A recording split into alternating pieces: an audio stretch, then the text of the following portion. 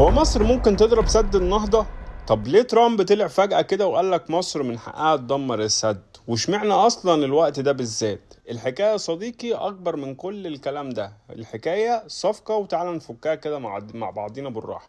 ترامب معروف إنه راجل بتاع صفقات مش بتاع مبادئ، يعني لما يطلع قدام الكاميرا ويقول لك أمريكا غلطت لما مولت السد ومصر عندها كل الحق لو عايزة تضربه، كلام شكله حلو ده حقيقة. بس الحقيقة بقى الكلام معناه سيب ونسيب، يعني باختصار كده انا هضغط على اثيوبيا واحل لك ازمه السد حبيبي، بس انت بالمقابل كده غير لي شويه حاجات صغيره عندك انا عايزها. طب ايه الحاجات الصغيره اللي هو عايز يغيرها؟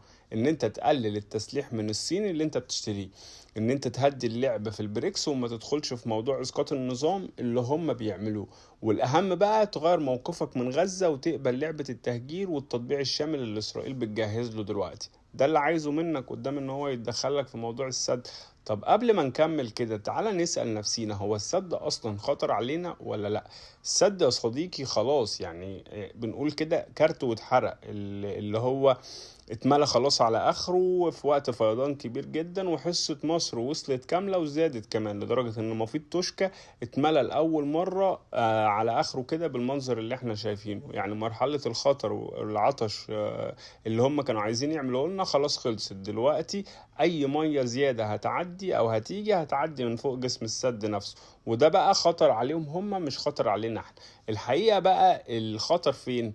لو اثيوبيا لعبت لعبة كده من ورا ظهرنا وفتحت الممرات فجأة، بس ساعتها هنا الضرر الكبير هيكون على السودان. لكن مصر عملت كل احتياطاتها لحاجة زي كده، عملت مفيد توشكا، قناطر اسيوط، وكذا حاجة تستقبل المية اللي هتيجي. طب لو السد يا عم مجدي ما بقاش خطر علينا كده، ليه ترامب طلع دلوقتي ومهتم بالموضوع؟ عشان ببساطة الخطة اصلا من الاول معمولة عشان اللحظة دي، اللي هو يحاصرك بخطر وجودي فانت تستجدل حل فيساومك عليه. لكن مصر عدت اصلا مرحلة الخطر ده وما دخلتش الحرب اللي هم كانوا عايزين يدخلوها لها.